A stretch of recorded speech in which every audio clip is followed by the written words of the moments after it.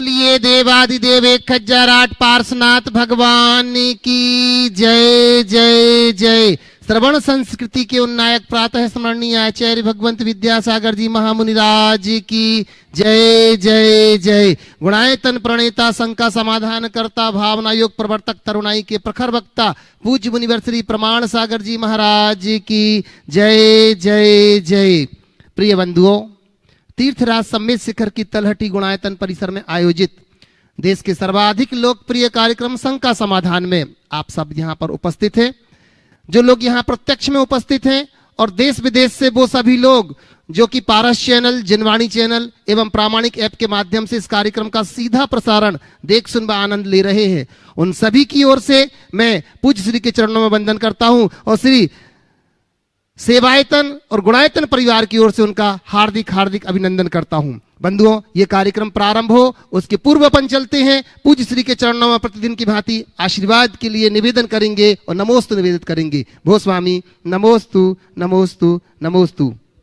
बंधुओं, आपको मालूम ही है कि पूज्य श्री के आशीर्वाद से, आचार्य भगवंत के आशीर्वाद से सम्मेद शिखर में एक ऐसा आयतन बन रहा है जिसमें लोग अपना सर्वस्व भी लगाने को तैयार हो। एक ऐसी चीज बनेगी जो आने वाली युगों युगों तक जैनत्व की गौरव गाथा गाएगी। वो है हमारा गुणायतन। और गुणायतन के, हमारे गुणायतन परिवार के आवाहन पर अनेक लोगों ने गुणायतन से जुड़ने का अपना भाव बनाया है। आज पुनः मैं एक ऐसे व्यक्ति को यहाँ पर बुला रहा हूं जिन्होंने गुणायतन से जुड़ करके अपना सौभाग्य जगाया है। मैं यहाँ आवाज दे रहा हूं उनको जो सूत्रधार के रूप में गुणायतन से जुड़े हुए हैं। श्रीमान अजित जी नाहर, श्रीमती सुनीता जी नाहर, आयुष नाहर, अंशिका नाहर सागर से हमारे बीच में है। मैं निवेदन करता हूं मंच के ऊपर आए और पूज्य श्री के चरणों में वंदन करें। हमारा गुणायतन परिवार इनका बहुत बहुत बहुत बहुत अभिनंदन करता है। मैं निवेदन कर रहा हूं हमारे इनका अभिनंदन करने के लिए श्रीमान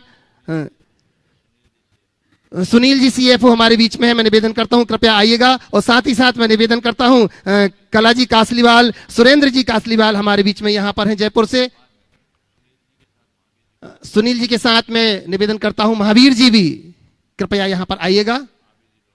महावीर जी लोहाड़िया आज यहां पर उपस्थित हैं और हमारे नए सूत्रधार का अभिनंदन कर रहे हैं। मंच के निकट आए।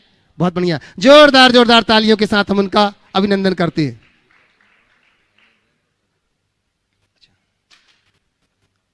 लीजिए, अभिनंदन कर रहे हैं और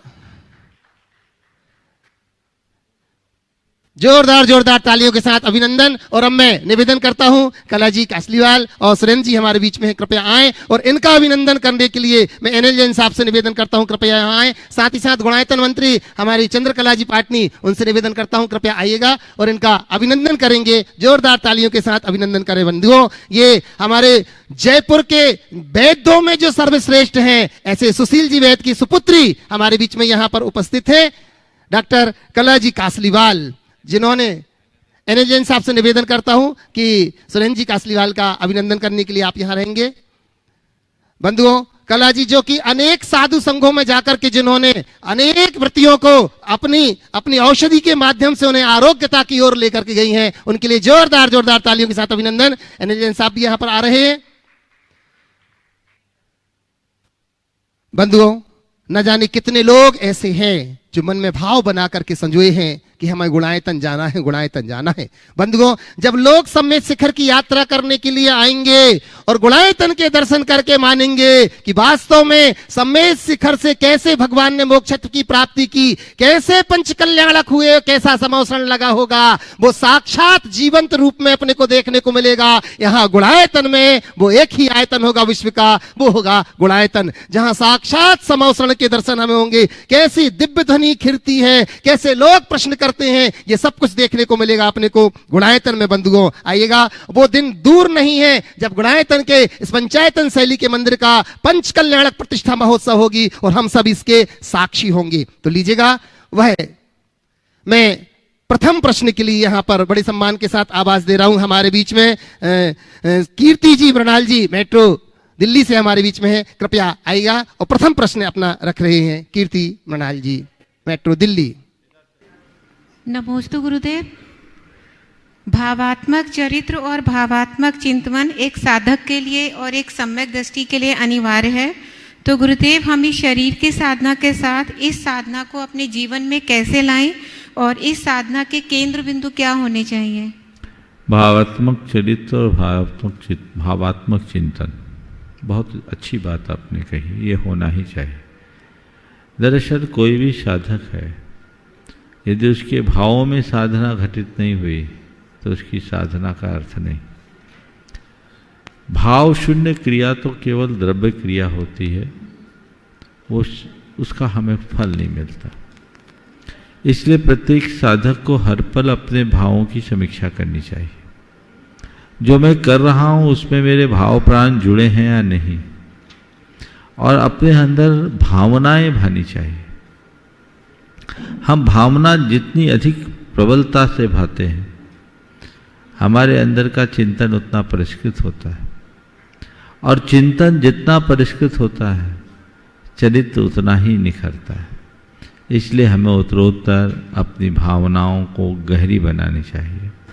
भावना योग इसका एक अच्छा माध्यम। नमोस्तु गुरुदेव। मृणाल नहीं, चलिए ऑनलाइन।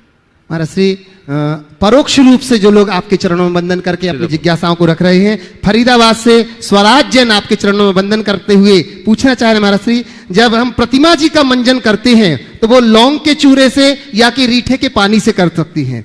कुछ लोग कहते हैं कि आज जो पीताम्बरी चल रही है, क्या हम पीताम्बरी से भगवान का परिमार्जन कर सकते हैं? क्या ये उचित है महाराज श्री आपके? देखिए, लौंग का चूर्ण है, रीठा है, ये प्रतिमा के मार्जन का बहुत अच्छा माध्यम है। मेरे ख्याल से पीताम्बरी केमिकल है, और केमिकल का प्रयोग जिन प्रतिमा में नहीं करना चाहिए। लौंग है, रीठा है, नींबू है, इन सब का प्रयोग करके ही मंजन करना चाहिए। महाराज श्री, रमेश चंद जी जैन, सुषमा जैन, गिफ्ट गारमेंट, आगे बोलो। हाँ, विदिशा से आपके चरणों में वंदन करते हुए निवेदन कर रहे हैं महाराज श्री कि किसी की 100 सलाह लेने से अच्छा है कि अनुभव की एक ठोकर खा करके देखो, ये हमें बहुत मजबूत बना देगी। तो हे स्वामी, हम हमारे जीवन में अनुभव को कैसे विकसित करें कि हमारी ठोकर हमें आगे बढ़ने में सहायक हो जाए? कृपया समाधान। अपने अनुभव को कैसे विकसित करें? पहले तो अनुभव लेने की कला विकसित करो। प्राय लोग घटनाओं को घटनाओं की तरह जीते हैं और फिर भूल जाते हैं। अनुभव उनको होता है जो अपने जीवन की हर घटनाओं से कोई सीख लेते हैं, नसीहत लेते हैं। देखिए, अनुभव क्या होता है? एक नन्हा सा बच्चा, जब, अब आज तो ज़माना बदल गया, मैं अपने ज़माने की बात करता हूँ, लालटेन की चिमनी की तरह लपकने का मन होता था।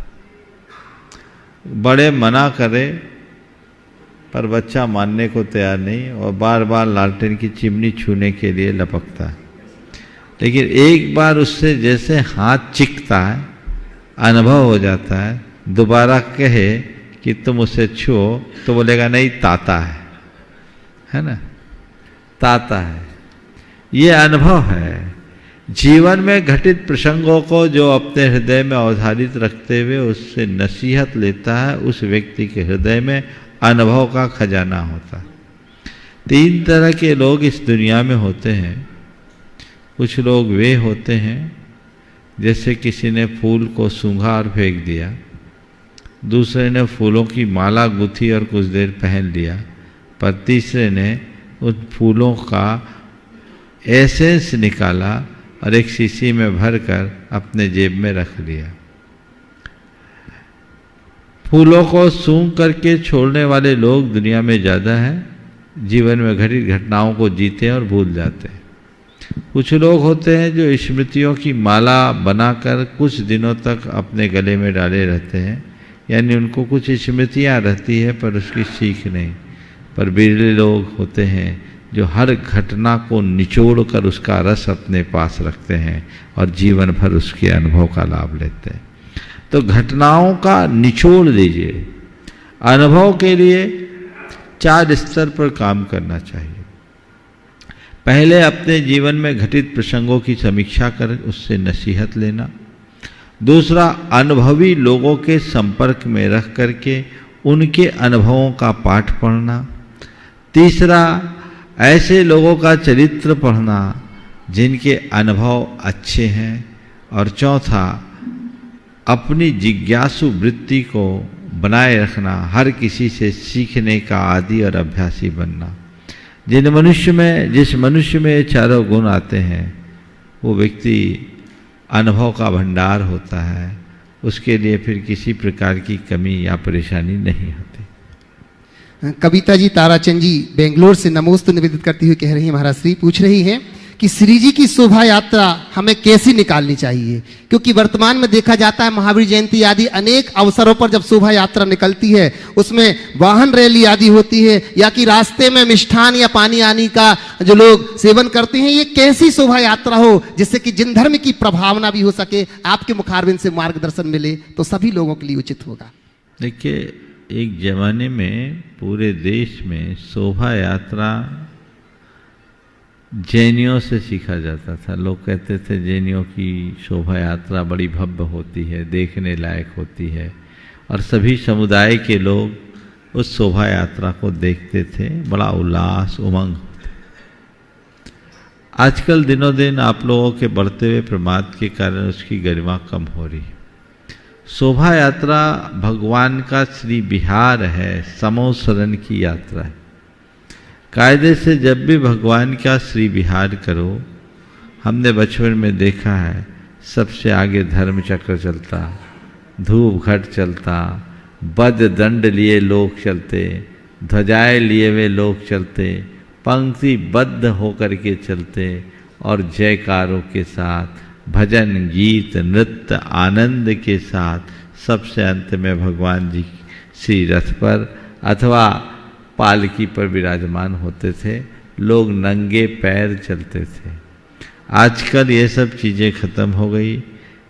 अब तो बहुत कम ही किसी शोभा यात्रा में धूप घट देखने को मिलता है और कहीं धर्मचक्र देखने को मिलता है। ये सब चीज़ों को लोगों ने भुला दिया।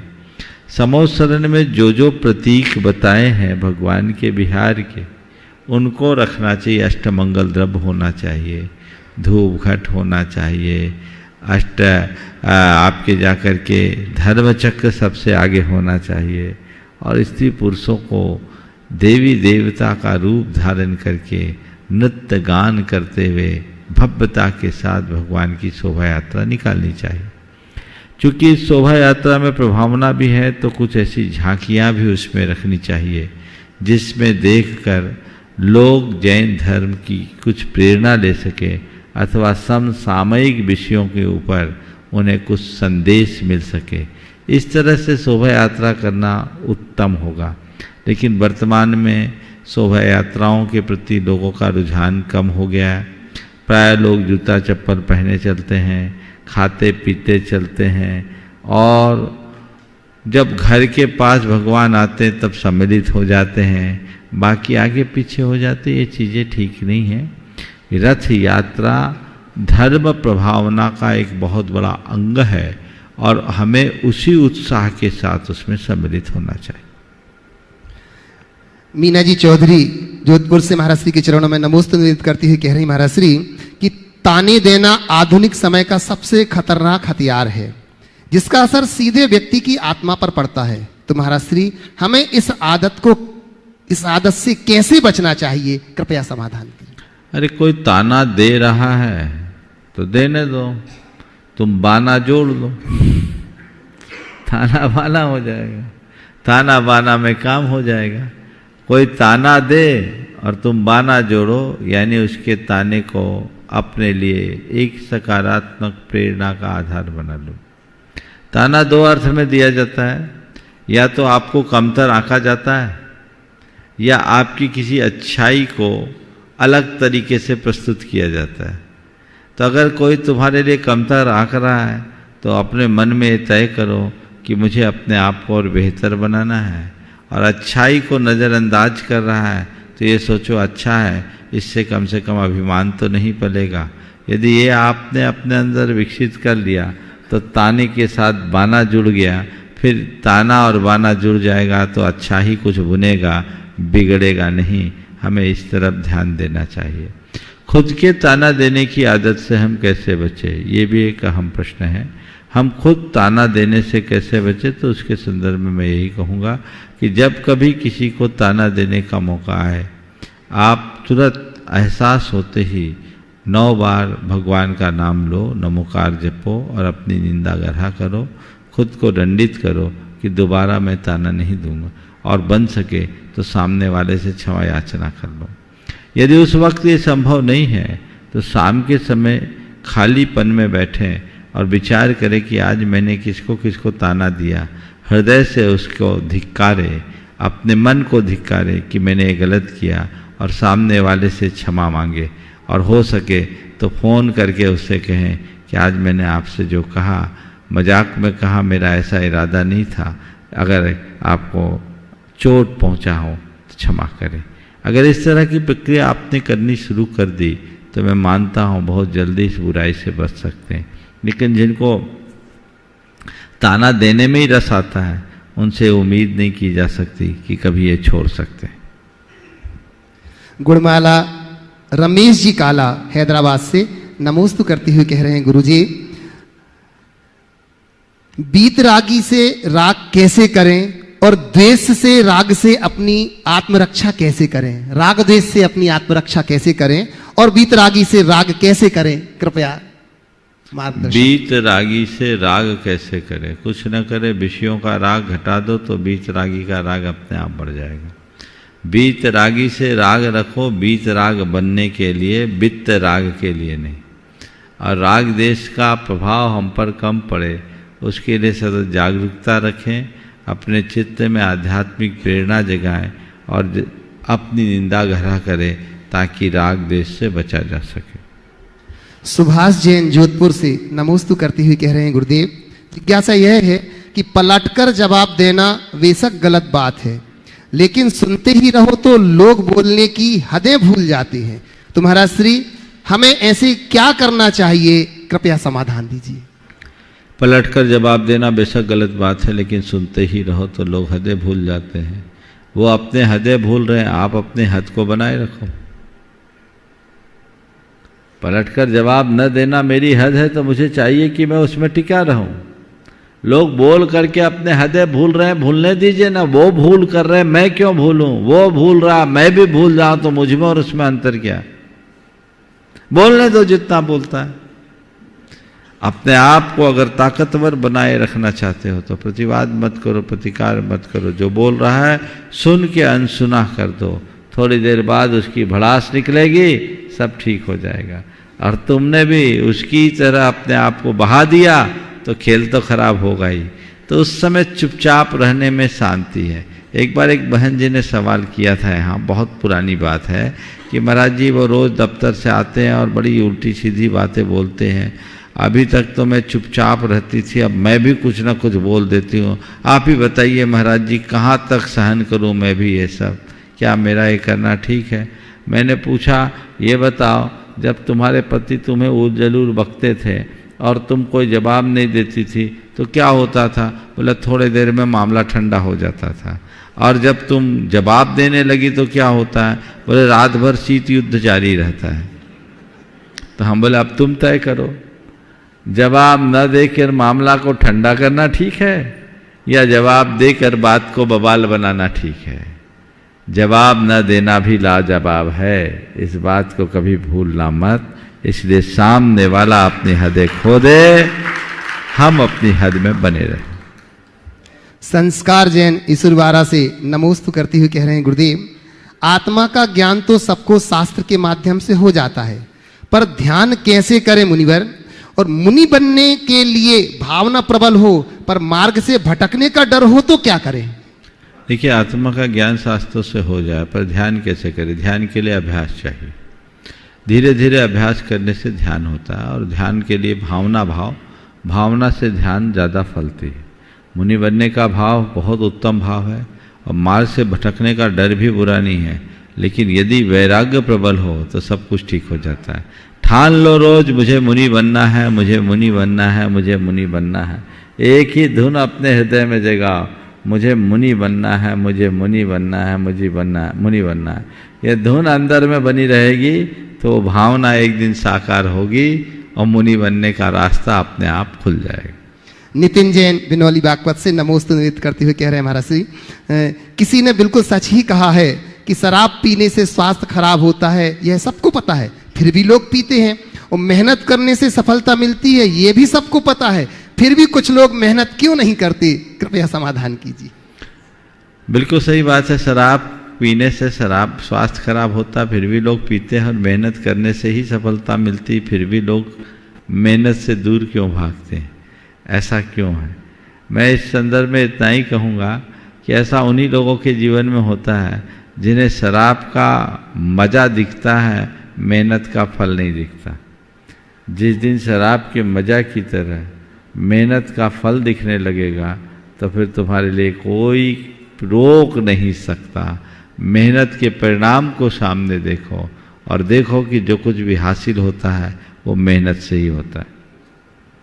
इंदौर से डॉक्टर साधना जी वांझल चरणों में नमोस्तु निवेदित करती हुई कह रहे हैं, गुरुदेव, जीवन में जब दिखावे के लिए कोई उपलब्धि ना हो तब स्वयं खुश कैसे रहें?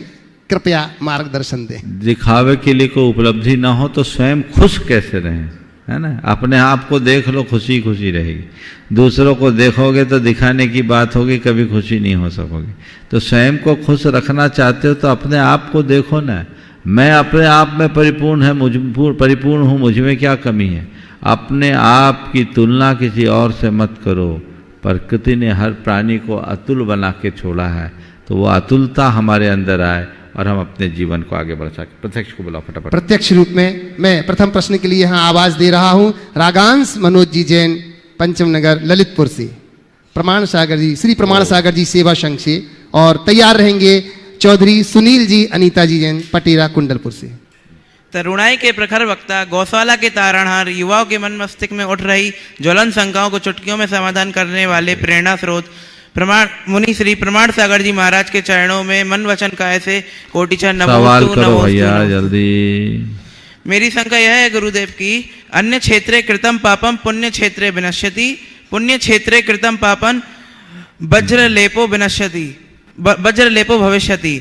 अन्य किसी भी स्थान में किए गए पाप तीर्थ क्षेत्र पर मिट जाते हैं। बोलो आगे बोलो। हाँ, सवाल। लेकिन जो पुण्य क्षेत्र में पाप करते हैं उसको वो वज्र लेप की तरह हम लोगों के पीछे पड़े रहते हैं। इन पापों का क्षय कैसे करें गुरुदेव? संकल्प पहला ये संकल्प लो कि पुण्य क्षेत्र में पाप करेंगे ही नहीं। जी गुरुदेव। और जो कर रहे हैं उनको बताओ, यहाँ तुम पाप धोने आए हो कि पाप कमाने आए? समेत शिखर जैसे तीर्थ क्षेत्र में आकर के लोगों को ये जागरूकता रखनी चाहिए। और किसी भी धर्म क्षेत्र, किसी भी तीर्थ क्षेत्र में कतई पाप न करने का संकल्प लेना चाहिए। और अगर हो गया है तो उसी पाप तीर्थ क्षेत्र में आकर अपना प्रायश्चित करना चाहिए। चौधरी सुनील जी, अनीता जी, पटेरा से। और निवेदन करूंगा महावीर प्रसाद जी लोहाड़िया, आशा जी लोहाड़िया, कोलकाता से। हे गुरुदेव, मेरा परिवार सहित आपके चरणों में त्रिवार नमोस्तु नमोस्तु नमोस्तु। हे गुरुदेव, जब हम किसी अपने से उनके भले की या परोपकार की बात करते हैं तब उनको वह बात या तो बहुत बुरी लगती है या उस पर अमल करना ही नहीं चाहते, परंतु वह सीखता तभी है जब दुर्भाग्यवश कभी उनके साथ वही परिस्थिति निर्मित होती है।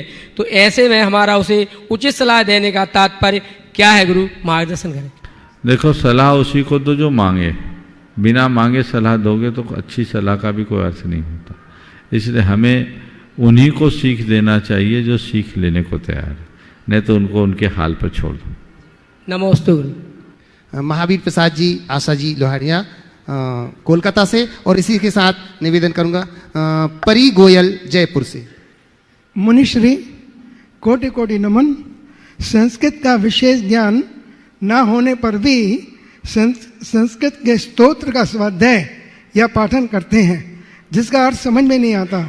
क्या बिना अर्थ जाने स्तोत्र का पाठन तथा स्वाध्याय लाभदायक या पुण्यवर्धक हो सकता है? कृपया समाधान। देखिए, स्तोत्र मंत्र इनका अर्थ हो या न हो अपने आप में मंत्र है। और मंत्र को आपने अगर मंत्र की तरह जप लिया तो अपना कल्याण होगा। इतना तो पता है ना, ये भगवान का गुणगान है, उसी में कल्याण। नमस्ते महाराज। परी गोयल, जयपुर से। और निवेदन करूंगा शकुन जी सागर से। व्रती दीदी, शकुन दीदी। नमोस्तु नमोस्तु महाराज जी, आपके चरणों में 3 बार नमोस्तु नमोस्तु नमोस्तु। मेरा यह प्रश्न है कि माता जी और महाराज जी कहते हैं कि चांद तारे सुमेरु पर्वत के आसपास घूमते हैं और पृथ्वी स्थिर है। और हमें स्कूल में पढ़ाया जाता है कि पृथ्वी घूमती है, तो क्या सच है? स्कूल में जो पढ़ाया जाता है वो अलग दुनिया है, हमारे शास्त्रों में जो पढ़ाया जाता है वो अलग दुनिया है। समझ गए? स्कूल में जिस पृथ्वी की बात की जाती है बहुत छोटी, हमारे शास्त्रों में जो पृथ्वी की बात की जाती है बहुत बड़ी है। समझ गए? इसलिए स्कूल में पढ़ो तो स्कूल की बात पढ़ो, और जब शास्त्रों में पढ़ो तो शास्त्रों की बात पढ़ो। इस विषय में मैंने अनेक बार बात की है। हम लोगों के शास्त्रों में दो तरह की पृथ्वी का वर्णन है, एक शाश्वत पृथ्वी और दूसरी अशाश्वत पृथ्वी। हम लोग जहाँ रह रहे हैं अशाश्वत पृथ्वी है, और वर्णन जो है वो शाश्वत पृथ्वी का। ये अशाश्वत पृथ्वी भरत और ऐरावत क्षेत्र के आर्यखंड का नाम है, जिसमें काल के प्रभाव से बहुत बड़ा परिवर्तन आता रहता है, उसमें वृद्धि ह्रास होता रहता है। तो हम जिस पृथ्वी में रह रहे हैं इसमें काल के प्रभाव से बहुत कुछ परिवर्तन हुआ, इसलिए इसका वर्णन हमारे शास्त्रों में है नहीं, और जो शास्त्रों में वर्णन है वहाँ हम है नहीं, इसलिए दोनों बातें अपनी जगह सही। शुभ्रा सैली जी, पहले मैं दीदी से निवेदन कर रहा हूँ, प्रतिनिधि शकुन दीदी सागर से, और इसी के साथ तैयार रहेंगी शुभ्रा सैली दमोह से। नमोस्तु महाराज श्री। महाराज श्री कहते हैं कि आत्म प्रशंसा आत्महत्या के समान है, तो महाराज श्री ये कहाँ तक सही है? कृपया समाधान दें। आत्म प्रशंसा आत्महत्या के समान है, जिस संदर्भ में बात कही गई कई अर्थ में सही है। वाकई में आत्म प्रशंसा करने वाले अपनी प्रगति को वहीं रोक लेते हैं, तो ज़्यादा आत्म प्रशंसा की आत्म प्रगति रुक जाती है, प्रगति रुक जाना ही एक प्रकार की हत्या। नमोस्तु महाराज। शुभ्रा सैली दमोह से, और इसी के बाद मैं निवेदन करूंगा चंद्रकला जी पाटनी, गुणायतन मंत्री। नमोस्तु गुरुवर। गुरुवर हमारे अतीत में, हाँ नमोस्तु गुरुवर। गुरुवर हमारे अतीत में जो भी हमारे अनुभव होते हैं उसी आधार पर हम अपना एक दृष्टिकोण विकसित कर लेते हैं, और हमारे जीवन में आए किसी नई व्यक्ति या नई परिस्थिति के प्रति हमारी सारी प्रतिक्रियाएं उस अनुरूप होती हैं। पर जब हमारे जीवन में कोई नया व्यक्ति विशेष का व्यवहार या फिर नई परिस्थिति आती है तो जिससे हम बिल्कुल अनभिज्ञ होते हैं, तो इस स्थिति में हम अपने पुराने अनुभवों से प्रभावित ना होकर एक निष्पक्ष प्रतिक्रिया और अपना व्यवहार कैसा रखें? सबसे पहले तो ऐसे व्यक्ति के प्रति सकारात्मक और पूर्वाग्रह मुक्त होना चाहिए। दूसरी बात, हम अपने लक्ष्य को ये बना करके चले कि हमें ये संबंध बना करके चलना है। चीज़ों को सहन करने की क्षमता अपने भीतर विकसित करें। सामने वाले की दोषों और दुर्बलताओं को नज़रअंदाज करने की शक्ति अपने भीतर विकसित कर लें, तो हम बहुत बेहतर ढंग से जी सकेंगे। यदि उन चीज़ों को पकड़ करके बैठेंगे और हम नज़रअंदाज नहीं कर पाएंगे तो दुविधाएं बढ़ेंगी। हाँ, शैली चंद्रकला जी पाटनी। शैली पहले, शैली शुभ्रा। हाँ नमोस्तु गुरुदेव। गुरुदेव मेरा प्रश्न नहीं, आज निवेदन है। थोड़ी सी भूमिका लंबी हो सकती है पर मैं कम शब्दों में उसे पूरा करूंगी। गुरुदेव, हम सब ये जानते हैं कि किसी भी परिवार में माँ एक ऐसी मजबूत नींव है जिसमें परिवार के हर सदस्य अपने स्तर की जो इमारत है वो सुरक्षित रूप से खड़ा कर लेता है, और व्यक्तिगत प्रशंसा के लिए नहीं बल्कि उनके सम्मान के लिए अगर उदाहरण के तौर पर मैं लूँ तो मेरी माँ पिछले वर्ष तक दमोह जिले में शिक्षा विभाग के सीनियर ऑडिटर के रूप में रहीं। वो भूमिका उन्होंने निभाई, पारिवारिक भूमिका निभाई, और ऐसी निभाई कि हमारे घर में अभी तक हाउस हेल्प आज तक नहीं है। और तीसरी भूमिका धार्मिक भूमिका के अनुशासन ऐसा था कि सबसे पहले मंदिर जाना है, और ऐसा ये हर माँ जो इस दुनिया में है वो इस तरह की दोहरी भूमिकाएं निभाती है। तो मेरा गुरुवर आपसे निवेदन ये है कि ये माएँ सारी जिम्मेदारियों के बीच ये भूल जाती हैं कि वे एक मौलिक व्यक्ति के रूप में उनका जन्म हुआ था, और वे अपने व्यक्तित्व का मूल्यांकन हमारे सफलता परिवार की असफलता से करती हैं, और कर्म सिद्धांत को समझते हुए भी उन्हें हर परिवार में जो भी कुछ घटित होता है, कुछ गलत होता है, तो वो ये सोचती हैं कि कुछ मेरी परवरिश में गलती है, मुझसे गलती हो गई।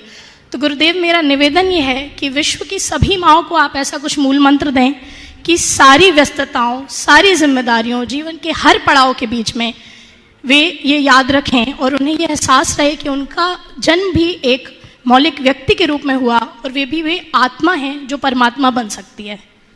नमोस्तु गुरुदेव। देखिए, बहुत अच्छी बात कही है।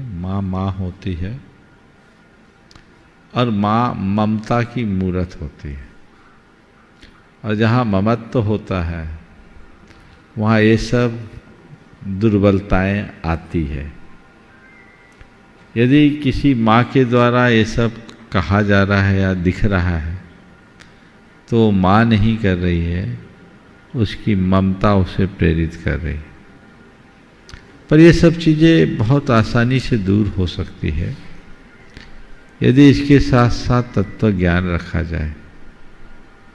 मैं कौन हूँ, मेरा क्या है, मैं क्या कर रहा हूँ, मुझे क्या करना चाहिए, इसकी समझ अपने अंदर होनी चाहिए। चाहे स्त्री हो या पुरुष, माँ हो या पिता या परिवार के कोई भी सदस्य, एक बात अपने जेहन में रखनी चाहिए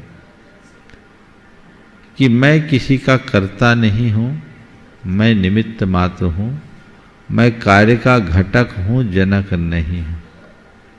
संसार के जितने भी संयोग हैं वे सब निमित्त नैमित्तिक संबंध हैं। मैं किसी के लिए प्रशस्त भाव रख सकता हूँ, पर उसके जीवन को अच्छा बना ही दूँ ये मेरे बस की बात नहीं है। माँ हो या गुरु कोई भी हो, अगर ये भाव भूमिका बना के रखो तो कोई कठिनाई नहीं। हमने एक दिन गुरुदेव से कहा कि गुरुदेव, आपका कितना बड़ा प्रताप है कि पूरा संघ आज भी आपसे बंधा हुआ है। गुरुदेव ने बहुत सधा सा उत्तर दिया, मैं कौन होता हूँ बांधने वाला, तुम लोग आज्ञा मान रहे हो सो बंधे हो, जब तक मानते रहोगे बंधे रहोगे, जिस दिन छोड़ दोगे खुले हो जाओगे। ये एक दृष्टिकोण है। इसी तरह काम करो, घर का, परिवार का, समाज का, व्यापार का, जो दायित्व है संचालित करो, पर अंदर से न्यारे रहो। ये बात अपने अंदर बैठा के रखो कि ये सब निमित्त नैमित्तिक संबंध है और मैं केवल निमित्त मात्र हूँ। यदि ऐसी धारा अंतर में बह जाए तो फिर कठिनाई नहीं। बस दो ही। चंद्रकला जी पाटनी, गुणायतन मंत्री, और इसी के बाद मैं निवेदन करूंगा अरविंद जी जैन अजमेर से। महाराज जी, मेरी तरफ से जगत के सब जीवों की तरफ से नमोस्तु। महाराज जी, रामचंद्र जी क्षयक सम्यक दृष्टि जीव थे, उनको पता था कि जीव कभी भी सोने का नहीं हो सकता, फिर भी वो हिरण, सोने के हिरण के पीछे भागे, तो ऐसा क्यों?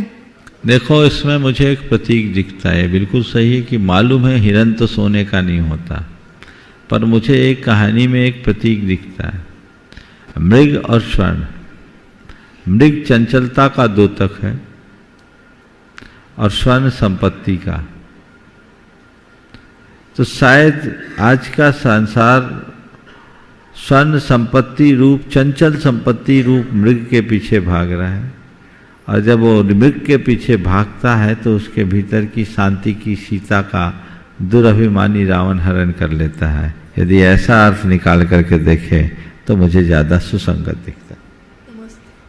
अरविंद जी अजमेर से, और इसी के साथ मैं निवेदन करूंगा कलाजी कासलीवाल, सुरेंद्र जी कासलीवाल जयपुर से। नमोस्तु गुरुदेव, नमोस्तु नमोस्तु नमोस्तु।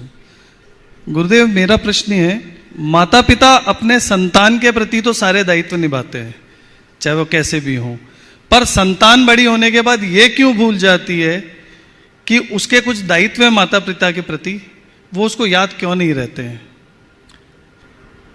इसलिए क्योंकि उन्हें अपने माता पिता के ऋणों का स्मरण नहीं रहता। यदि उनके कर्ज को याद रखे तो फर्ज निभा सके। हर व्यक्ति को याद रखना चाहिए कि मेरा जो जन्म हुआ है, मुझे जो जीवन मिला है, मुझे जो संस्कार मिले, इनमें मेरे माता पिता का कितना बड़ा स्थान है। यदि हम उसे याद रख करके चलेंगे तो कभी उनके ऋणों को भूल नहीं सकेंगे और उसको चुका भी सकेंगे। नमोस्तु गुरु। इसमें एक कमी माता पिता की तरफ से भी होती है। अगर माता पिता अपने माँ बाप की सेवा करें तो उनकी संतान उनकी सेवा करने में तत्पर रहेगी, इसमें कोई संकोच नहीं। लेकिन कई बार ये देखने में आता है कि माता पिता अपने बच्चों की सेवा में लगे रहते हैं तो बच्चे भी अपने बच्चों को देखते माँ बाप को भूल जाते हैं, है ना।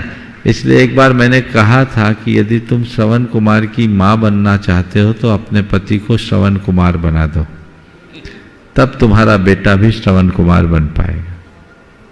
नमोस्तु गुरुदेव। डॉक्टर कलाजी कासलीवाल, सुरेंद्र जी कासलीवाल और इनके साथ मैं निवेदन करूंगा ज्ञान जी गोयल, मानसरोवर जयपुर से। गुरुदेव नमोस्तु नमोस्तु नमोस्तु। शिखर जी तो मैं बहुत बार आई, मगर अब की बार पहली बार मुझे अपना गुणायतन परिसर पूरा देखने को मिला, जो पूरा गुणों से भरपूर है। मुझे कहीं कोई ऐसी चीज़ नज़र ही नहीं आई कि मैं आपसे उसके बारे में कुछ प्रश्न करूं। लेकिन अब की बार पहली बार जब आई तो मैंने अपना गौशाला भी देखी। मुझे बहुत अच्छा लगा कि किस तरह वहाँ गायों का अपना सब देख रेख होती है, किस तरह उनको चारा वगैरह सब दिया जाता है और उसके दूध का अपन लोग उपयोग करते हैं। दूसरा साधना कक्ष भी देखा, साधन जो बिल्डिंग बन रही है वो भी बहुत अच्छी थी। और मंदिर देख के तो मुझे इतना अच्छा लगा कि मेरा वहाँ से हटने को मन नहीं हुआ कि एक एक कार्विंग, एक एक पिलर इतना सुंदर बना हुआ था। तो मैं ये जानना चाहूँगी कि जो 14 गुणों का जो आयतन या 14 गुणों से जो संपूर्ण आपने बनाया है यहाँ, वो आपके मन में कैसे विचार आया कि मुझे उन 14 गुणों के उस पर उसको बनाना चाहिए? अनेक बार इस विचार को मैंने प्रकट कर दिया है, इसलिए आज उसे आगे नहीं बढ़ाऊंगा। अब तो प्रतीक्षा करो कि जल्दी समय आए और वो साकार हो। आगे नमस्ते। ज्ञान जी गोयल और इसी के बाद तैयार रहेंगे अंकित जैन सकरार से, प्रमाण सागर जी सेवा संघ से। परम पूजनीय गुरुदेव के चरणों में सत सत वंदन, सत सत वंदन। गुरुदेव, समाधि मरण को मैं समझना चाहता हूँ कि समाधि मरण को उत्तम क्यों मानते हैं? पूज्य मुनिराज और आरिकाएं तप करते हुए और श्रावक अपना आध्यात्म मार्ग पे चलते हुए सामान्य मरण प्राप्त करते हैं, तो उस मरण में और उस मरण में क्या अंतर है? समाधि मरण एक है मरना और एक है शरीर बदलना, दोनों में अंतर है कि नहीं? मरना यानी शरीर छूटना और समाधि मरण करना यानी शरीर को छोड़ना। मैं देह नहीं चेतन आत्मा हूँ, शरीर तो एक दिन छूटेगा। शरीर के मोह में जकड़कर अपने संसार को बढ़ाना समझदारी नहीं, और भेद विज्ञान पूर्वक शरीर और आत्मा की भिन्नता का एहसास करते हुए समता भाव पूर्वक शरीर को छोड़ना समाधि मरण है। इसलिए समाधि मरण बेहतर है, जो हमारे जीवन का कल्याण कराता। नहीं, जैसे मुनिराज हैं, हाँ लोग हैं, तो आप तो आराधना में लगे रहते हैं, फिर भी समाधि मरण की। देखिए, समाधि मरण और सामान्य मरण में अंतर आपने पूछा। समाधि मरण में शाम भाव है, भेद विज्ञान की अनुभूति। सामान्य मरण में केवल प्राणों का विमोचन है। प्राणों का विमोचन मरण है, पर प्राणों के विमोचन के शरीर घड़ी में भी आत्मा का एहसास करते रहना समाधि मरण। नमोस्तु नमोस्तु। अनूप जी जैन ललितपुर से और तैयार रहेंगे ऋषभ बोले कर्नाटक से। गुरुदेव के चरणों में कई बार नमोस्तु नमोस्तु नमोस्तु गुरुदेव। गुरुदेव, हमने कहीं पढ़ा है कि श्री कृष्ण जी कहते हैं कि तू करता वह है जो तू चाहता है। फिर से बोलो। हाँ गुरुदेव, श्री कृष्ण जी कहते हैं कि तू चाहता वह है, करता वह है जो तू चाहता है, करता वह है जो तू चाहता है। हाँ हाँ। और लेकिन होता वह है जो मैं चाहता हूँ।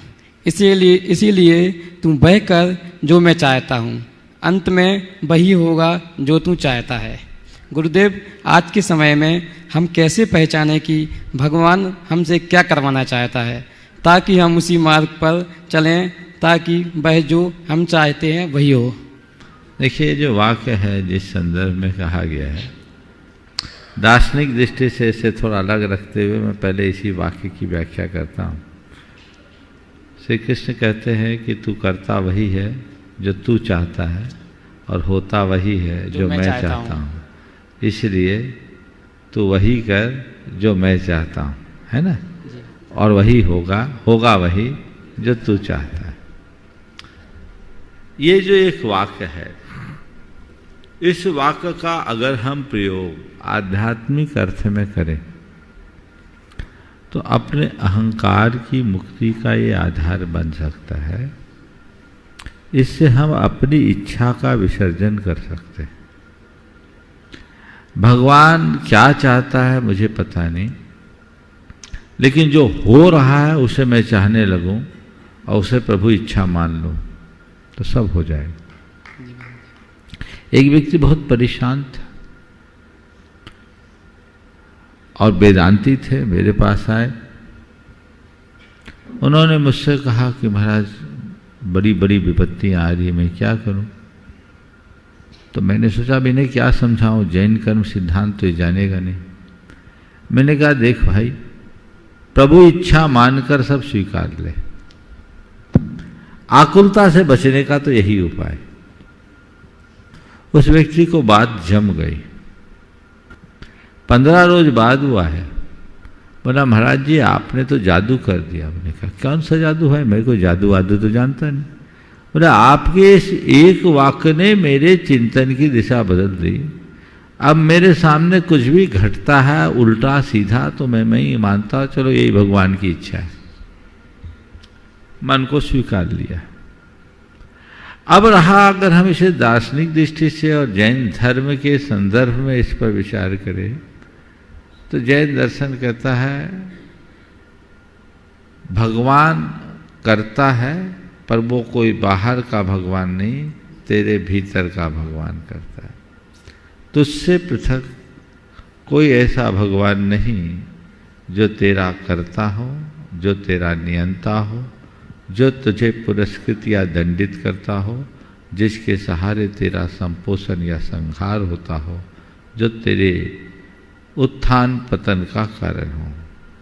तेरे उत्थान पतन का जिम्मेवार तू है क्योंकि तेरा प्रभु खुद तू है। तो तेरे भीतर का जो प्रभु चाहता है वही होता है। बाहर के जो संयोग है वो संयोग है। इसलिए जीवन को सदाबहार प्रसन्न रखना चाहते हो तो एक बात को आत्मसात कर लो कि मैं जो चाहूं वो मेरे हाथ में नहीं है। जो मैं चाहूं वह हो ये मेरे हाथ में नहीं। जो मैं चाहूं वह हो ये मेरे हाथ में नहीं है, पर जो हो रहा है उसे मैं चाहूं ये मेरे हाथ में है। तो होता स्वयं जगत परिणाम, मैं जग का करता क्या काम की उक्ति को चरितार्थ करो। जो रहा हो जाने दो, उसे सहज रूप से स्वीकार करने की आदत डाल लो, जीवन में आनंद ही आनंद होगा। नमोस्तु गुरुदेव, नमोस्तु गुरुदेव। ऋषभ जी बोले कर्नाटक से, और इसी के बाद मैं निवेदन करूंगा एनएल जैन साहब जयपुर से, कोषाध्यक्ष गुणायतन। नमस्ते महाराज, नमस्ते। हम कर्नाटक से आया है। हमारे सब लोग हमारी तरफ जैन कृषि काम करता है। वो कृषि काम से पाप होता है नहीं होता है? देखो, कृषि कर्म को आर्य कर्म की श्रेणी में रखा गया है। समझ रहे हो मेरी हिंदी? आर्य कर्म। हमारे तीर्थंकरों ने 80 मसी कृषि विद्या वाणिज्य और शिल्प ये 6 प्रकार के कर्म अर्थोपार्जन के बताए। उनमें कृषि कर्म है, कृषि में ही पशुपालन आता है। ये आर्य कर्म है और ये जीविका का उत्तम आधार है। हाँ, कृषि करने में यत्किंचित हिंसा होती है, पर कृषि में हिंसा और हिंसा की कृषि दोनों में बड़ा अंतर है। खेती करे विवेक से करे, जो हमारी परंपरागत खेती है, जैसे आजकल जैविक खेती का नाम दिया जाने लगा है। बीज बोना देशी पद्धति से, उसमें कोई कृत्रिम खाद न डालना, कीटनाशकों का प्रयोग नहीं करना, देशी पद्धति से फसल रक्षक घोल का प्रयोग करना और ऐसे ही बीजों को बोना जिसमें कीट आदि न लगे, तो वो खेती उत्तम खेती मानी जाती है। समझिए? और इसे सबसे श्रेष्ठ जीविका के श्रेष्ठ कर्म में लिया गया। व्यवसाय उद्योग की अपेक्षा कृषि को उत्तम माना गया। लोक में कहावत, उत्तम खेती मध्यम वान, अधम चाकरी दुख निदान। उत्तम खेती, मध्यम व्यापार और अधम चाकरी यानी नौकरी को तीसरे नंबर पर। तो जो लोग आप लोग खेती करते हैं, खेती करिए, बशर्ते उसमें कीटनाशक का एक कण भी ना हो, रासायनिक खाद ना हो, पशुपालन करे साथ में, और देसी पद्धति से खेती का कर्म करे। आज भी मेरे संपर्क में बहुत सारे ऐसे किसान भाई हैं जिनकी लंबी चौड़ी खेती है, एक दाना रासायनिक खाद का और एक कण कीटनाशक का प्रयोग में नहीं लेते, और उनकी रिकॉर्ड फसल आती है और दाम भी ज़्यादा अच्छे मिलते हैं। तो एक कृषकों को चाहिए 2-3 साल तक जो अभी तक आप रासायनिक खादों का प्रयोग करे हैं या कीटनाशकों का इस्तेमाल करते आए हैं, तो उससे धरती तो खराब हो ही होगी, उसको तैयार करने में टाइम लगेगा, पर तीसरे साल से उसका परिणाम आने लगता है। पाप से बचना है तो हमें सही रीति से कर्म करना चाहिए। नमस्ते महाराज, और एक प्रश्न है महाराज। हाँ पूछो। महाराज जी, हम मंदिर में भगवान को ऊपर दूध चढ़ाता है, डालता है, ये तो सही है क्या? सर अहिंसा को क्या संबंध है? अहिंसा को क्या संबंध है? दूध चढ़ाना चाहिए कि नहीं चढ़ाना चाहिए, ये पूछ रहे हो? हाँ। देखो, चूंकि आप दक्षिण भारत में हो, वहाँ परंपरा है, पर हमारे यहाँ जलाभिषेक का भी प्रबंध है। अगर जल के अभिषेक से हमारा काम हो जाता तो सवाल ही खत्म हो जाए। समझ गए? अपना विवेक इस्तेमाल में लो। एनएल जैन साहब, जयपुर, कोषाध्यक्ष गुणायतन। परम पूज्यवर, सादर नमन, वंदन। हमारी सी मेरी शायद जिज्ञासा, कभी पूर्व में शायद किसी ने पूछा होगा या आपने शायद जवाब भी दिया होगा, लेकिन मैं कह नहीं सकता कि शायद जो है ना मैंने कभी सुना हो। मेरी जिज्ञासा ये है कि व्यक्ति प्रभु को अपनी बुद्धि के आधार पे पा सकता है या अनुभव कर सकता है, या अध्यात्म के पथ पर जाकर के मालूम कर सकता है? देखो, प्रभु को पाने का सवाल है तो बुद्धि के बल पर प्रभु को पा नहीं सकते, प्रभुता भले पाले। अनुभव करने वाले जी। मेरे शब्दों को सुनिए। बुद्धि के बल पर प्रभु को नहीं पाया जा सकता, प्रभुता भले पाले यानी अभिमान से भले भर जाए। भावना प्रभु की निकटता को प्रदान करती है, भावना के बल से प्रभु के नैकट्य को पाया जा सकता है, और अध्यात्म के बल से प्रभु को पाया नहीं जाता, प्रभु बना जाता है। अध्यात्म तो हमें प्रभु बना देता है, जो सर्व आलंबनों को छोड़कर निज के साथ निज के केंद्रीकरण के बाद घटता है। नमोस्तु बराश्री। लीजिए, मैं निवेदन कर रहा हूं अगले प्रश्न के रूप में हमारे गुणायतन मंत्री उसके बाद लता जी गंगवाल। उसके बाद हाँ। उसके पहले पूछ रहे हैं। हाँ बोलिए, अपना नाम बोलिए। नमोस्तु महाराज श्री, मेरे पूरे परिवार की ओर से त्रिवार नमोस्तु। महाराज श्री, मैं रिया जैन जबलपुर से। महाराज श्री, मेरे ऐसे कौन से पुण्य का उदय था जब आपका गोटे गांव में चातुर्मास हुआ था, मैंने आपको आहार दान दिया था, तो आपने आलू का त्याग करवाया था। उसके बाद महाराज श्री लोग बोलते रहे कि आलू खा लो, तो मैंने कहा यदि महाराज श्री ने बोला है त्याग करने, आपने सिर्फ 1 महीने के लिए बोला था, तो मैंने उसको कंटिन्यू कर लिया। आज तक नहीं करती हूँ, आजीवन नहीं करूँगी। तो ऐसे कौन सा पुण्य का उदय था मेरा? बहुत अच्छा है, मैं ऐसे त्याग नहीं करा था, आप छोड़ी दो, आजीवन ही कर दो, अब क्या बचा है? कर दिया महाराज। आशीर्वाद। चलो महाराज श्री। हाँ लीजिए, लता जी गंगवाल। नमोस्तु महाराज श्री। महाराज श्री, इच्छाओं पे रोक कैसे लगाना चाहिए और मन में बदलाव कैसे लाना चाहिए? देखो, इच्छाओं को रोकना सहज नहीं है, इच्छाओं को मोड़ना बहुत सहज है। तो इच्छाओं को रोकने की जगह इच्छाओं को मोड़ने का अभ्यास करो। अपनी अशुभ इच्छाओं को शुभ इच्छाओं में बदलने की कोशिश करो। अशुभ इच्छा को शुभ इच्छा में बदलने का रास्ता ये है कि हम अपनी संगति बदलें। हम जैसे माहौल में रहते हैं वैसी इच्छा और भावनाएं हमारे मन में उत्पन्न होने लगती। दुनियादारी में रहते हैं तो दुनियादारी की बातें दिखती है, साधु संतों के सानिध्य में रहते हैं तो हमें अलग दुनिया दिखती है, और धर्म ध्यान में लगे रहते हैं तो हमारी दुनिया अलग हो जाती है। तो हम जैसे वातावरण में रहते हैं वैसा प्रभाव हमारे मन पर पड़ता है। अपनी इच्छाओं को बदलने के लिए हमें इच्छाओं को मोड़ने की कला अपनानी चाहिए, और जब इच्छाएं मुड़ती है तो धीरे धीरे हम इच्छाओं से मुक्ति प्राप्त कर सकते हैं। नमोस्तु महाराज। और दीदी अपना प्रश्न रख रही हैं। मेरे अनंत उपकारी गुरुवर के चरणों में कोटिशः नमन।